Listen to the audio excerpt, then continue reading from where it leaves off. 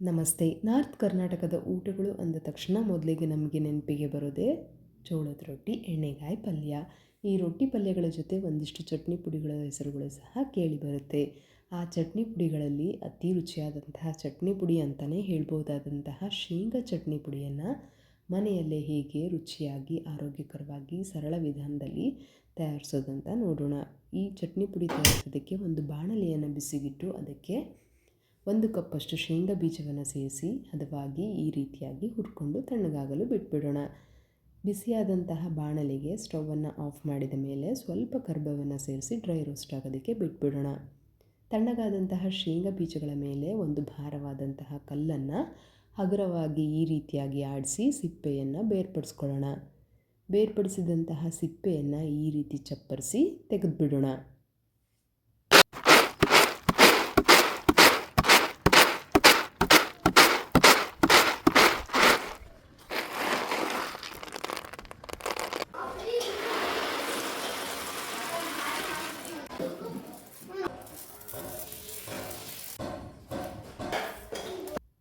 ಶೇಂಗಾ ಚಟ್ನಿ ಪುಡಿಯನ್ನು ತಯಾರಿಸೋದಕ್ಕೆ ಹುರಿದು ಸಿಪ್ಪೆ ತೆಗೆದಂತಹ 1 ಕಪ್ಪಷ್ಟು ಶೇಂಗಾ ಬೀಜ, ಬಿಸಿ ಮಾಡಿದಂತಹ ಕರಿಬೇವಿನ ಎಸಳುಗಳು, ರುಚಿಗನುಸಾರವಾಗಿ ಉಪ್ಪು, ರುಚಿಗನುಸಾರವಾಗಿ ಖಾರದ ಪುಡಿ, 1 ಟೀ ಸ್ಪೂನಷ್ಟು ಜೀರಿಗೆ, ಸ್ವಲ್ಪ ಹುಣಸೆಹಣ್ಣು ಹಾಗೆ ಬೆಲ್ಲವನ್ನು ಸೇರಿಸಿ ಎಲ್ಲವನ್ನು ಈ ರೀತಿ ಮಿಕ್ಸ್ ಆಗೋ ರೀತಿ ಚೆನ್ನಾಗಿ ಕುಟ್ಕೊಳ್ಳೋಣ.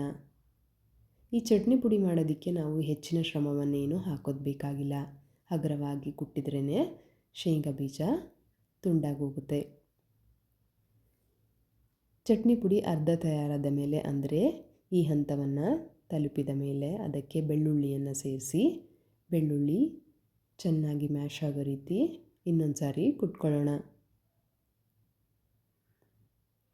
ಇಷ್ಟೇ ನೋಡಿ, ರುಚಿಯಾದಂತಹ ಆರೋಗ್ಯಕರವಾದಂತಹ ಶೇಂಗಾ ಚಟ್ನಿ ಪುಡಿ ತಯಾರಾಯಿತು. ಈ ಚಟ್ನಿ ಪುಡಿಯನ್ನು ನಾವು ಚಪಾತಿ, ಇಡ್ಲಿ, ದೋಸೆ, ಪಡ್ಡು, ಬುತ್ತಿ ಅನ್ನ ಹಾಗೆ ಬಿಸಿ ಅನ್ನ ತುಪ್ಪದ ಜೊತೆ ಕೂಡ ಸೇವಿಸ್ಬೋದು. ರೊಟ್ಟಿ ಜೊತೆ ಮಾತ್ರ ಇದರ ಕಾಂಬಿನೇಷನ್ ತಿಂದ್ಬಿಟ್ಟು ನೀವೇ ಹೇಳಬೇಕು. ವಂದನೆಗಳು.